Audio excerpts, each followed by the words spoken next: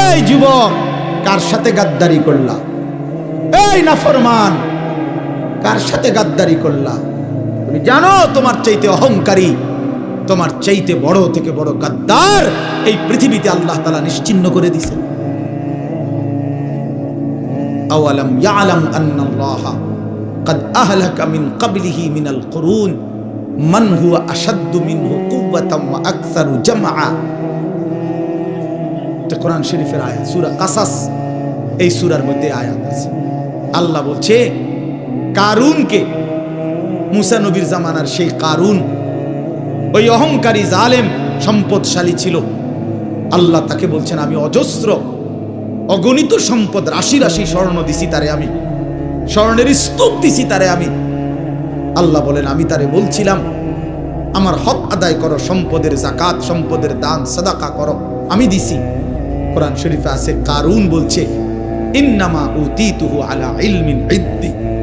মুসা আল্লাহরে বইল এই একটা সম্পত্তি আল্লাহ দেয় নাই, আমার জ্ঞান, আমার ইলম, আমার বুদ্ধি, আমার বিবেক, আমার বুদ্ধিমত্তা, এটা দিয়ে আমি কামাই করেছি। আল্লাহর কসম, এটা কোরআন শরীফে।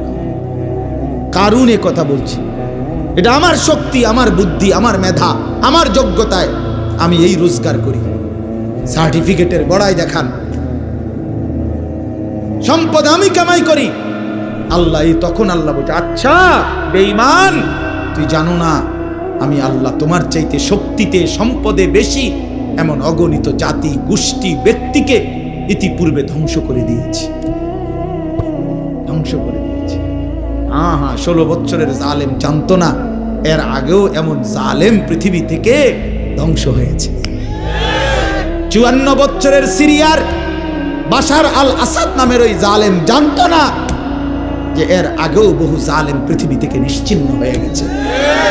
ইসরায়েলের ওই ইহুদি কুত্তারাও জানে না যে এর আগেও তাদের আরো বড় বড় ক্ষমতাধর ইহুদি বেঈমান পৃথিবী থেকে নিশ্চিহ্ন হয়ে গেছে। জানে না, মনে নাই, ভুলে গেছে, ভুলে গেছে, ভুলে গেছে।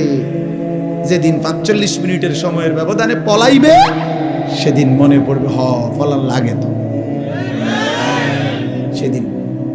সেদিনই মনে পড়বে, সেদিনই মনে পড়বে।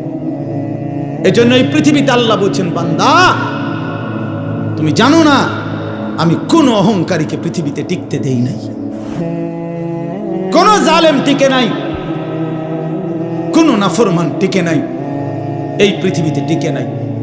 এরপরে কোরআন শরীফে আছে ও খাসাফনা বিহি ওয়া বিদারিহিল আরদা, আমি আল্লাহ কারুনকে, তাকে সহ, তার ঘর বাড়ি সম্পদ সহ একটা টান দিছি জমিনের নিচে, জিন্দা দাফন করে দিছি। খালাস, কুল্লু খালাস, শেষ করে দিছি। ফাজআলনা আলিয়াহা সাফিলাহা ওয়া আমতারনা আলাইহিম হিজারাতাম মিন সিজিল। আল্লাহ বলে লূত আলাইহিস সালামের জাতি জিনা, ব্যভিচার, পুরুষে পুরুষে অপকর্ম করেছে, অসভ্যতার নোংরামির সীমা ছাড়ায় গেছে। আল্লাহ বলেন আমি জমিন উল্টায়া দিয়া এক রাতে ভোরবেলা ফজরের ওয়াক্তে সাতবক জমিনের মাটি উল্টায়া ধ্বংস করে দিছে, ধ্বংস করে দিছে। এজন্য পৃথিবীতে কোনো জুলুম টিকে না, একক ব্যক্তিগত জুলুম এটাও টিকে না, সংঘবদ্ধ জুলুম, সমষ্টিগত জুলুম এটাও টিকে না, রাষ্ট্রীয় জুলুমও টিকে না, পারিবারিক ঘরের জুলুমও টিকে না, এমন কোন জালেমে টিকে না। শেষ পর্যন্ত বেইজ্জতি হয়ই হয়, এটা অনিবার্য পরিণতি, প্রতিটা জুলুমের অনিবার্য পরিণতি। এটা আমার জন্য সত্য, আপনার জন্য সত্য। এজন্য দোস্ত আমার এই প্রথম বক্তব্য, এতগুলো কথা বললাম, গাফেল না হও। ইমানদার গাফেল হয় না, বারবার এই শব্দ কিন্তু বলছি, মনে রাখেন। কি হয় না? মোমেন বলেন, বাবা বলেন, মোমেন গাফেল হয়। কেন ভুলে গেলেন আল্লাহকে? একটা অটো চালাইতে চালাইতে নামাজের সময় নাই কেন? একটা সিএনজি চালাইতে চালাইতে নামাজের টাইম নাই। কয় টাকা বেতনের চাকরি করেন জানি না আমরা? যারা চাকরি করেন কয় টাকা বেতন? 30,000, 60,000, 90,000 টাকা, 1 লাখ টাকা মাসে ইনকাম। এক মাসে নামিয়া 30 দিনে 1 লাখ টাকা কি খুব বেশি কোনো টাকা নাকি? 30 দিনে 30,000 টাকা কি খুব বেশি টাকা নাকি? মাত্র 30,000 টাকার জন্য আল্লাহকে ছেড়ে দিলেন। একটা ওয়াক্ত নামাজ পড়লেন না, এই একটা বাড়ি করে, একটা বিল্ডিং কইরা, 2টা প্রাইভেট কার চালাইয়া এত অল্প দামে আল্লাহকে প্রত্যাখ্যান করলেন। কি দুনিয়া ভোগ করলাম আমরা বলেন? অতিরিক্ত কি দুনিয়া ভোগ করে আল্লাহকে ভুলে গেলাম। ইয়া আইয়ুহাল ইনসান মা গাররাকা বিরাব্বিকাল কারীম। আল্লাহ বলেন, হে মানুষ, আমার মতো দয়ালু মেহেরবান মালিককে ছেড়ে দেওয়ার জন্য কে তোমাকে ধোঁকা দিল? কাকে পেয়ে বন্ধু আমার মতো পরম বন্ধু বাদ দিয়ে দিলাম? মা গাররাকা বিরাব্বিকাল কারীম। এমন মেহেরবান মাওলা কেমনে ছেড়ে দিলা বান্দা? কোন মা যদি বলে 6 মাস যদি কোনো সন্তান কোনো মায়ের খবর না নেয়, একটা ফোন করে না, কোনোদিন জিজ্ঞাসাও করে না, 6 মাসের ব্যবধানে কোনো মা যদি বলে সন্তানকে, বাপ আমি তোর সেই মা যে তোরে 9 মাস গর্ভে ধারণ করেছি, আমি তোর সেই মা যে তোরে 2 বছর বুকের দুধ খাওয়াইছি। সন্তান আমার 6 মাস এমন গর্ভধারিণী মাকে কেমনে ভুলে গেলি? সেই সন্তান পাথর দিল হলেও তো দিল নরম হয়ে যাবে। তো মহান আল্লাহ পাক বলে, রব্বুল আলামিন বলে, বান্দা গত 1টা বছর আমি আল্লাহই তো তোরে খাদ্য দিলাম, খাবার দিলাম, পানীয় দিলাম, আসমান জমিন গোটা কায়নাত দিয়ে তোকে আমি আল্লাহ লালন পালন করলাম। বিনিময়ে 1টা বছর কোনদিন আমি বুঝি ফজরের একটা সেজদাও পেলাম না। কেমনে পারলি বান্দা? আমার মতো মালিককে ভুলে যেতে পারলা কেমনে? কি জবাব হবে? আল্লাহর নবী সাল্লাল্লাহু আলাইহি ওয়াসাল্লাম বলবে হাসরের দিন, উম্মত 23 বছর আমি দিন রাত তোদের জন্য কেঁদেছিলাম, আমার এত চোখের পানি কেমনে প্রত্যাখ্যান করলি উম্মত? আম্মা জান আয়েশা রাদিয়াল্লাহু তাআলা আনহা বলেন, এশার নামাজের পরে আল্লাহর নবী দাঁড়িয়েছেন। নবীজির স্ত্রী আয়েশা বলে, খোদার কসম দুনিয়াবাসী, আমি দেখছি আমার স্বামী অন্ধকার রাতে দাঁড়িয়েছে, ফজরের আজান পর্যন্ত এক দাঁড়ানোতে 2টা চোখের পানি ফেলে আল্লাহর কাছে উম্মতের জন্য গুনাহ মাফ চাইছে। হাত্তা তাওয়াররামাত কাদামাহু, হযরত আয়েশা বলেন 2টা পা মুবারক ফুলে ফুলে গেছে। এত চোখের পানির বদলা এই ছিল নাকি বলেন বাবা? এজন্য বাপ নবী সাল্লাল্লাহু আলাইহি ওয়াসাল্লাম 23 বছর কেঁদেছেন। তায়েফের কি পরিমাণ রক্ত ঝরিয়েছেন, উর্দু কিতাবে আছে। নবী সাল্লাল্লাহু আলাইহি ওয়াসাল্লাম তায়েফ থেকে যেদিন ফিরে আসছে, এই পুরা দেহ রক্তাক্ত হয়ে, শুনেন, সারা দেহ থেকে এই পরিমাণ রক্ত ঝরেছে। নবীজির পালক পুত্র যায়েদ ইবনে হারেসা রাদিয়াল্লাহু তাআলা আনহু, তিনি সাথে ছিলেন ওই সফরে, তায়েফের সফরে। উনি বলেন, আল্লাহর নবী সাল্লাল্লাহু আলাইহি ওয়াসাল্লামের দেহ মোবারকের রক্ত পায়ের জুতার সাথে পায়ের তালু এইভাবে জমাট বাইধা গেছে রক্তে, আমি খুলতে পারতেছিলাম। হযরতে যায়েদ বলেন, আমি নবীজির পবিত্র রক্ত দেহের আমি আমার গায়ে মাখতেছিলাম, এত রক্ত ঝরাইছে বাপ। উর্দু কিতাবের মধ্যে আছে, আল্লাহর নবী সাল্লাল্লাহু আলাইহি ওয়াসাল্লাম এই রক্ত মাখা দেহ নিয়ে তায়েফের সীমানা থেকে একটু সামনে মক্কার নাখলা একটা জায়গায় একটা আঙ্গুর খেজুরের বাগানে ঢুকছে এই রক্ত মাখা শরীর নিয়ে। ঘটনাচক্রে নবীজির একজন সবচেয়ে বড় দুশমন মক্কার উতবা, আপনারাও নাম শুনছেন, আবু জাহেল, আবু লাহাব, উতবা, সাইবা, নবীজির বিরোধিতাকারী মক্কার কুরাইশদের অন্যতম একজন ছিল উতবা। এই উতবার বাগান ছিল ওইটা, এই যেই বাগানে নবীজি ঢুকছে রক্ত মাখা দেহ নিয়ে। ঘটনাচক্রে ওই সময় এই উতবা কাফের মক্কার নবীজির দুশমন, সে বাগানে ছিল। সে তাকাইয়ে দেখছে আল্লাহর নবী সাল্লাল্লাহু আলাইহি সাল্লামের এই রক্ত মাখা দেহ তায়েফের ময়দান থেকে এসে তিনি ঢুকছেন।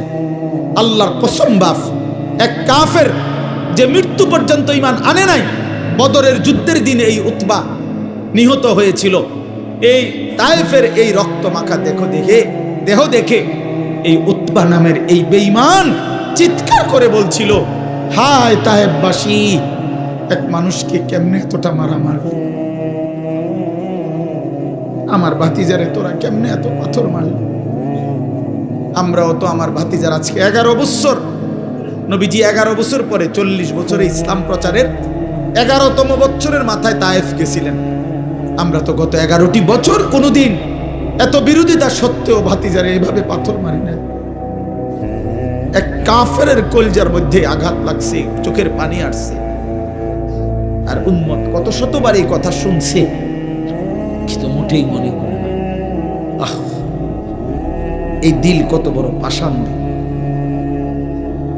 যে তার নবীর সাল্লাল্লাহু আলাইহি সাল্লামের কথা কখনোই মনে পড়ে না। বলেন বাস। এই জন্য আমি আবার বললাম, আমি একটা আয়াত, আপনাদের পরিচিত আয়াত পড়ছি। আমার প্রথম কথা, গাফেল না হই। মুমিন গাফেল হয় না।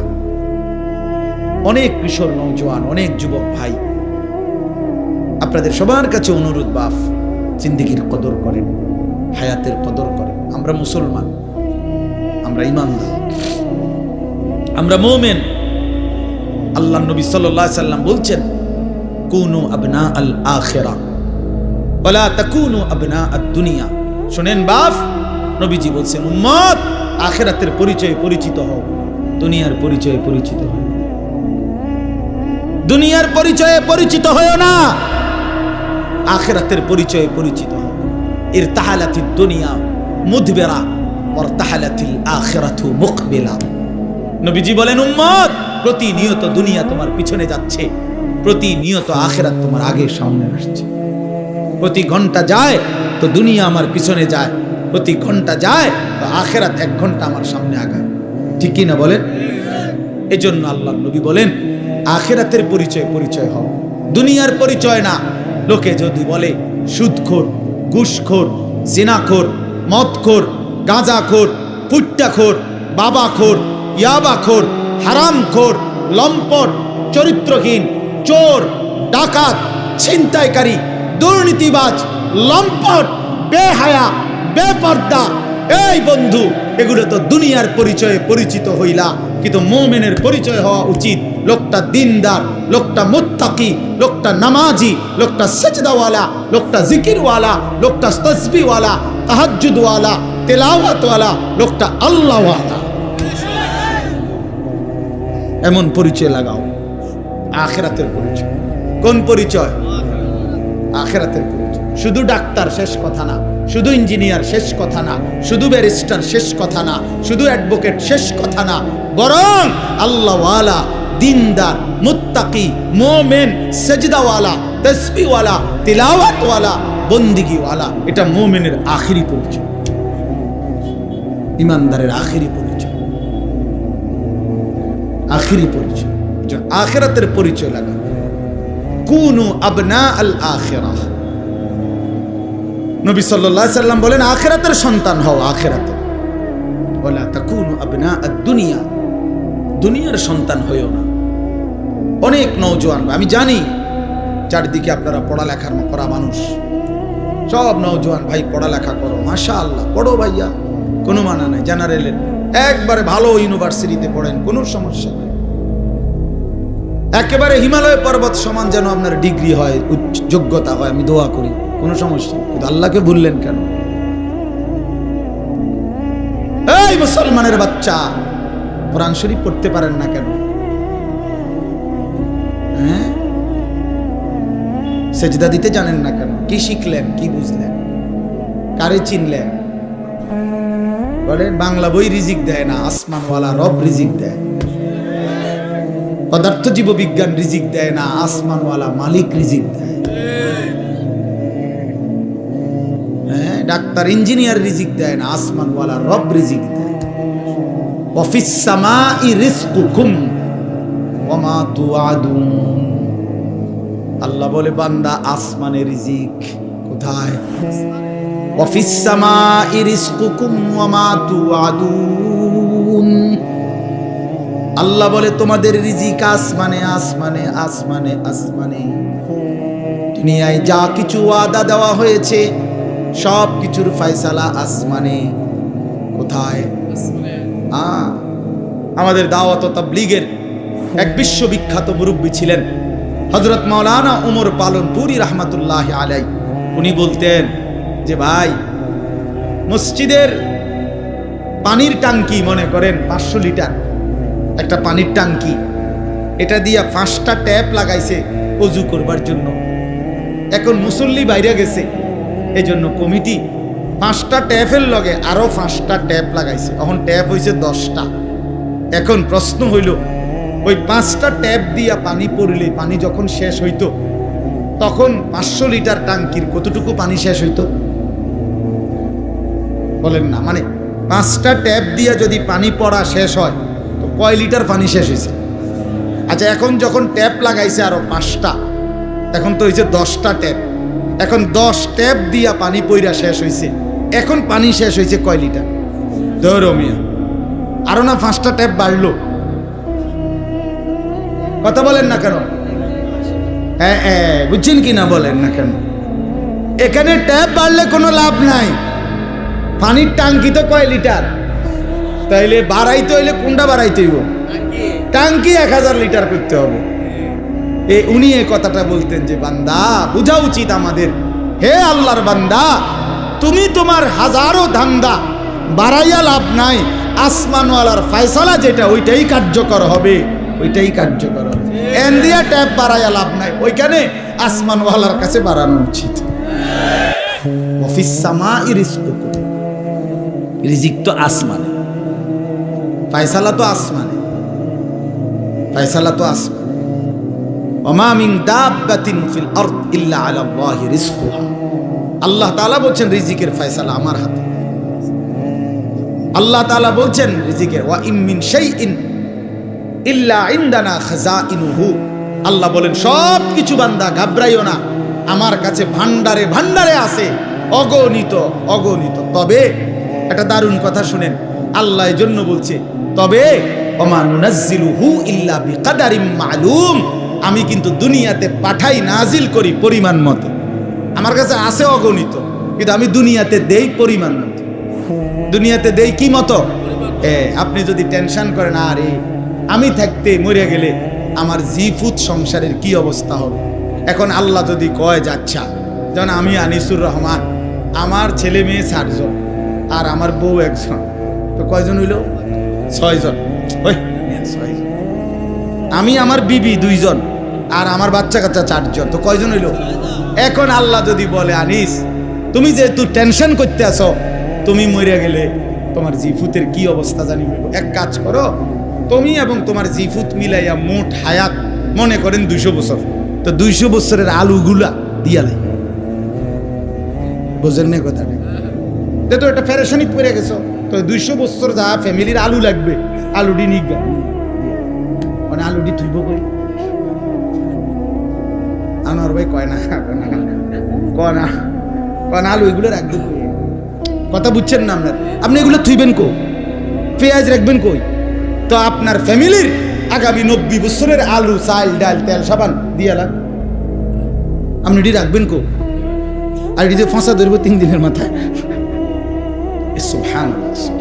এজন্য আল্লাহ বলে, আরে বান্দা আমার কাছে আছে তো অগণিত, কিন্তু ওয়ামা নুনাজ্জিলুহু ইল্লা বিকাদারিম মালুম। আমি তো নাজিল করি পরিমাণ মতো, পরিমাণ মতো, পরিমাণ। সুবহানাল্লাহ, আজিমুশ শান কথা মালিকের। এই এক কথা বুঝলেই তো যথেষ্ট। কেন আমি অস্থিরতা করব? আমার আগে যারা পৃথিবীতে গেছে তারাও তো রিজিক পাইছে, তো আমার পরে যারা পৃথিবীতে থাকবে তারাও তো রিজিক পাবে। কথা বলে তো আমনে মইরা গেলে আমনের জিফুত চলবে কেমনে? আমনের বাপ মরছে আর আমনে চলছেন যেমনে এমনে। মা কথা কয় না, বুঝেন নাই কথা? আপনি যে বললেন আমনে মরে গেলে আমনের জিফুত চলবো কেমন, তো আমনের বাপ মরছে আর আমনে চলছেন কেমনে? তো এমনি চলবো, এরাও এভাবে চলবে। এই জন্য দয়া করে নাফরমানির ওই রাস্তা পছন্দ না করা, হারামের ওই রাস্তার ইজ্জত নাই, গুনাহের মধ্যে তৃপ্তি নাই, অবৈধ উপার্জনের মধ্যে সম্মান নাই। কোনো সম্মান, কোনো সুদখোরকে কেউ পছন্দ করে না, ইজ্জত করে না। কোনো ঘুষখোরকে কেউ সম্মান দেয় না। কোনো লম্পট চরিত্রহীন জুয়ারি মদখোরকে কেউ ইজ্জত দেয় না, কেউ ইজ্জত দেয় না বেটা। আমি চ্যালেঞ্জ করলাম, কোনো সুদখোরকে কেউ নেককার বলে না, কোনো চরিত্রহীন লম্পটকে কেউ উত্তম বলে না। লোকটা তো দুর্নীতিবাজ, লোকটা তো হারামখোর, লোকটা তো চরিত্রহীন। মানুষে দেখলে কইব উনি বাইজিদ বুঝতে বাবা। মানুষে বেউকুব, মানুষে চিড়া খায় আর আমনে ভাত খান। মানুষে বুঝে না, সিটার বাট্টার মানুষ চিনে না। হ্যাঁ, আমনে উদা ভাত খান আর আমরা চিড়া খাই। অতএব নাফরমান নাফরমান হিসাবেই পরিচিত হয়, ইমানদার ইমানদার হিসাবেই পরিচিত হয়। হ্যাঁ হ্যাঁ, এজন্য দোস্ত আরবি একটা প্রবাদ আছে, আমরা ছাত্র জীবনে পড়ছি, ওয়াফিকা উয়ুবুন ওয়ালিন্নাসি আয়ুনুন। আরবিতে বলে তোমারও দোষ আছে, মানুষেরও চোখ আছে। বুঝেন নাই? তোমারও কি আছে, মানুষেরও কি আছে। ওয়াফিকা উয়ুবুন, তোমারও আয়েব আছে ভরা। ওয়ালিন্নাসি আয়ুনুন, মানুষেরও চোখ আছে। আড়াল করবা কেন? লুকাইবেন কেন? লুকাইবেন কেন? এজন্য আল্লাহর নবী সাল্লাল্লাহু আলাইহি সাল্লাম বলছেন, রাত গভীরের একাকিত্বের গুনাহ, যদিও সে ভেবেছিল জগতের কেউ দেখে নাই, খোদার কসম আল্লাহর নবী সাল্লাল্লাহু আলাইহি সাল্লাম বলেন, একাকিত্বের সেই গুনাহটাও দিনের আলোর প্রকাশ্যে আল্লাহ তাআলা তার চেহারার মধ্যে ভাসিয়ে দেন।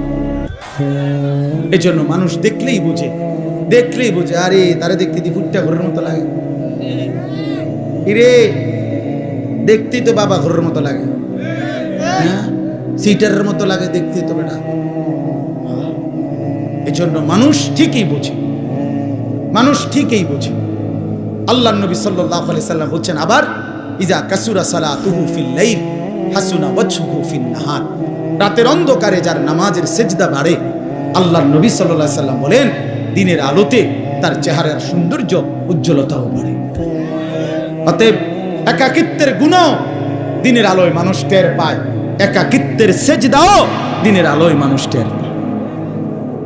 মানুষ ঠিকই বুঝে। এজন্য আমরা প্রিয় ভাই, আমরা মুসলমান, আমরা মুমিন, আমরা গাফিল হলে চলবে না। আমাদের জিন্দেগি আখিরাত, আমাদের জিন্দেগি আখিরাত। বলেন আমাদের জিন্দেগি কি? আমাদের প্রস্তুতি আখিরাত, আমাদের রাত আখিরাতের জন্য, আমাদের দিন আখিরাতের জন্য, আমাদের হাসি আখিরাতের জন্য, আমাদের কান্না আখিরাতের জন্য, আমাদের 24 ঘন্টার জিন্দেগি আখিরাতের জন্য, আখিরাতের জন্য। অনেক শিক্ষিত মানুষ আছেন, আপনারা অনেক সময় আম করে বলেন বিদ্রুপ করে যে হুজুররা, মোল্লা মৌলবীরা আর কিছু জানে না, কেবল আসমানের উপরের কথা আর মাটির তলের কথা বলে। আমিও বলি ভাই, এর দূরে যদি আল্লাহ আমার জন্য কবুল করে যথেষ্ট। আপনি আরো কইয়েন, কোনো অসুবিধা নেই। আমরা এর দূরে জানি, আপনি মনে করেন আমি আপনি যে দূর বুঝছেন ওই এর দূরে, আমি এর দূরে বুঝি। আমি আসমানের উপরের কথা আর মাটির তলের কথাই জানি, মাঝখানের কথা জানি না, আর কি জানি না। বাকি ভাত তরকারি খাই, দুপুরে ভাত খাইছি, বুঝলেন না? খানা অসুবিধা হয়েছে, আপনি যে বেশি বুঝা বেশি ভাত খাই লাইছেন এমন। আপনি কোনো বালতি দিয়ে ভাত খান না, প্লেট দিয়ে। আমরাও প্লেট দিয়ে ভাত খাই। আপনি আহামরি কি দুনিয়া ভোগ করছেন? কি দুনিয়া ভোগ করছেন? কোন নাফরমান দুনিয়া বেশি কি ভোগ করছে যেটা ইমানদার ভোগ করে নাই? কথা বলেন না কেন? হ্যাঁ, কোন নাফরমান কোনান দিয়ে আগায় গেছে, আমরা পিছায় গেছি। এখন বাজে 11টা 28। আজকে যারা আমরা 5 ওয়াক্ত নামাজ পড়ছি, আমগো এখন 11টা 28 বাজে। আজকে যারা সেজদা দেয় নাই, ওই নাফরমানদের এখন কয়টা বাজে? তো তেহিতে কয়টা কোনায় আগাইল? সে কি আগায় গেছে বেটা? বলেন, পরিচয় দেন, ইনসাফ করে বলেন। আজ ইমানদারের যদি এখন বুধবার হয় সেজদাওয়ালার, তো নাফরমানের কি এখন শনিবার? তো তাইলে তুমি কি আগাইলা? আল্লাহকে নারাজ করে কি আগাইলেন? আল্লাহকে নারাজ করে কি আগাইলেন? আখিরাত ভুলে কি আগাইলেন? কি খাইলেন এক মুসলমান বাবা? বলেন, খুব বেশি দুনিয়া উপার্জন করে কি খাইলেন? বাজারে আছে কি তা? প্রত্যেকটা দিন বাজারের মধ্যে গেলে নির্ধারিত কয়েকটা তরকারি ছাড়া আর কিচ্ছু নেই, আর কিচ্ছু নেই। ফুলকপি, ফাতা কপি, হ্যাঁ ফুলকপি আর ফাতা কপি, এদা ফাতা সিম, সিম সইমেন দানা, ফাঙ্গাস, তেলাপিয়া, ফার্মের মুরগা, কক মুরগা, শাক, শাক খায়, ভেজিটেবল খায়। আর ইংরেজি মারেন কীর্তেন, শাকে না এটা ইংরেজি কইলে কি আর একটা আলগা কিছু হয়ে যায় নাকি? দেখ সারে ভেজিটেবল খায়, সারে ভেজিটেবল খান, সারে শাক খায়, মূলার শাক, পুঁই শাক, পালং শাক, কলমি শাক। তাহলে আহামরি দুনিয়া কি ভোগ করি আমরা? এটুকুর জন্য আখিরাত ছেড়ে দিলাম। ইনসাফ এটা বাপ। আল্লাহ আমাদেরকে বুঝ দান, আল্লাহ আমাদেরকে বিবেক দান করে, আমাদের পরিবর্তনের, আমাদের জিন্দেগি গঠনের একটা বড় সুযোগ আমাদের সামনে মাহে রমজান। বলেন আলহামদুলিল্লাহ। আমার শায়েখ আরিফ বিল্লাহ হাকিমুন নফস আল্লামা মুফতি মুশতাকুন নবী কাসিমি গুনে গুনে বলে, এই কয়টা দিন হুজুরে প্রত্যেক দিনের বয়ানে গুনে গুনে বলে যে মোমেন গুনতে থাকো, মোমেন গুনতে থাকো, গুনতে থাকো। আজকে 5টা দিন চলে গেছে ফেব্রুয়ারির, তাইলে 28 দিনে এই মাস, তাইলে আর আছে 23 দিন। 1 মার্চ যদি রমজান হয় অথবা 2 মার্চ, তাহলে আর 23 থেকে 24 দিন সামনে আছে রমজানের শুভ দিন। আর বাকি কাউন্ট ডাউন করেন। ও খেলার সময় আসলে বিভিন্ন পত্রিকাওয়ালারা এটা লেখে এক কোনা দিয়ে, আর 22 দিন বাকি, পরের দিন লেখে আর 21 দিন বাকি, আর 20 দিন বাকি, কাউন্ট ডাউন, অর্থাৎ আর গুনে। তো এবার গুনতে থাকেন, আর মাত্র 23 দিন, আর মাত্র 22 দিন, আর মাত্র 21 দিন। এভাবে মোমেনের এখন গুনা উচিত। আয় মাওলা, কাছে চলে আসছি মাওলা, কাছে চলে এসেছি। ওই দেখা যায় মাহে রমজান, রমজানের ঘ্রাণ শোনা যায়। আল্লাহ এত কাছে আইনা বঞ্চিত কইরেন না, বঞ্চিত কইরেন না, তীরে আইনা তরি ডুবাইন না মাওলা। আর কয়টা দিন হায়াত ভিক্ষা দেন। মুমিনের শ্রেষ্ঠতম সিজন, ইমানদারের শ্রেষ্ঠতম মৌসুম, আখিরাতের শ্রেষ্ঠ মৌসুম মাহে রমজান। মাহে রমজান আল্লাহ যেন বলে, বান্দা আমি না 11 মাস তোমারে বলছি গুনাহ ছেড়ে দাও, গুনাহ ছেড়ে দাও, গুনাহ ছেড়ে দাও, জান্নাত কামাই করো। ঠিক আছে বান্দা, পারলা না, শয়তানের ধোকায়, নফসের ধোকায় 11 মাস গুনায় ভরপুর করে ফেললা। ঠিক আছে বান্দা, আমি আরেকটা সুযোগ দিতে চাই। 11 মাস কমাইয়া আমি 1 মাসে নিয়ে আসলাম। একটা মাস বান্দা, ইয়া আইয়ুহাল্লাযীনা আমানু, হে ঈমানদারগণ, কুতিবা আলাইকুমুস সিয়াম কামা কুতিবা আলাল্লাযীনা মিন ক্বাবলিকুম, পূর্ববর্তী সমস্ত ঈমানদার বান্দাদের মতো তোমাদের উপরেও আমি আল্লাহ একটা মাসের রমজানের রোজা ফরজ করে দিলাম। আল্লাহ বলে, বান্দা 11 মাস লাগাইয়া আমি তোমারে যেই মুত্তাকি বানাইতাম সেটা এবার ওয়াদা দিলাম, যাও 11 মাস বাদ দিলাম, 1 মাসেই লাআল্লাকুম তাত্তাকুন তোমারে মুত্তাকি বানায়া দিলাম। 1 মাসে জান্নাতি, 1 মাসে। কয় দিনে জান্নাতি? 1 মাসে। যে মুত্তাকি সে জান্নাতি, যে মুত্তাকি সে জান্নাতি, যে মুত্তাকি সে জান্নাতি। এজন্য মাহে রমজান আমাদের সামনে। ইয়া আইয়ুহাল্লাযীনা আমানু বলে আল্লাহ ডাক দিছে কোরআনুল কারীমের 2য় পারায়, 2য় সূরা, সূরায়ে বাকারার 183 নম্বর আয়াত থেকে 187 নম্বর আয়াত। এই 5টি আয়াত মাহে রমজানের উপরে মৌলিক বক্তব্য যা বলা দরকার আল্লাহ তাআলা কোরআনে এখানেই বলছেন। এই 5 আয়াত 183, 84, 85, 86, 87। এজন্য আমার একটা আবদার, আপনারা প্রত্যেকের সুযোগ হলে আপনারা এই 5টি আয়াত সূরায়ে বাকারার 183 থেকে 187 পর্যন্ত এই 5টি আয়াত আপনারা সংক্ষিপ্ত ব্যাখ্যা তাফসীর পড়ে নেবেন। ইনশাআল্লাহ দেখেন মাহে রমজানের উপরে মৌলিক জ্ঞান আপনার অর্জন হয়ে যাবে ইনশাআল্লাহ। এই 5 আয়াতের মধ্যে তাফসীরে মাআরিফুল কোরআন অনেকের কাছে আছে, আপনারা সেখান থেকে পড়েন। তাফসীরে তাওজিহুল কোরআন আল্লামা তাকি উসমানী দামাত বারাকাতুহুমের রচিত সংক্ষিপ্ত তাফসীর আপনি পড়ে দেখেন, ইনশাআল্লাহ আপনি প্রয়োজনীয় দিক নির্দেশনা পাবেন। মনে রাখবেন, রমজানের রোজা ফরজ না সুন্নত? তো রমজানের রোজার মাসআলা জানাও ফরজ। যেই আমল হুকুম যা, ওই আমলের মাসআলা জানারও হুকুম তা। কথা বুঝেন নাই? তাহলে রমজানের রোজা আমাদের উপরে ফরজ। অতএব রমজানের রোজা সম্পর্কিত প্রয়োজনীয় মাসআলা জেনে নেওয়া আপনাদের উপরে ফরজ, আপনাদের উপরে জিম্মাদারি। এজন্য দয়া করে মাহে রমজানকে সামনে নিয়ে নিজের পরিবর্তনের একটা সিদ্ধান্ত নেন। আল্লাহ এখানে বলছেন, হে ঈমানদার, ইয়া আইয়ুহাল্লাযীনা আমানু, মুমিন আমি তোমারে ডাক দিলাম, তুমি আমার রোজাটা পালন করো, আমার রমজানটা কদর করো। একটা মাস গুনাহ থেকে বাঁচো, একটা মাস আমার বন্দিগিতে লেগে থাকো। আল্লাহ তাআলা ওয়াদা দিছে লাআল্লাকুম তাত্তাকুন, এক মাসেই আমি তোমারে মুত্তাকি বানিয়ে দেব।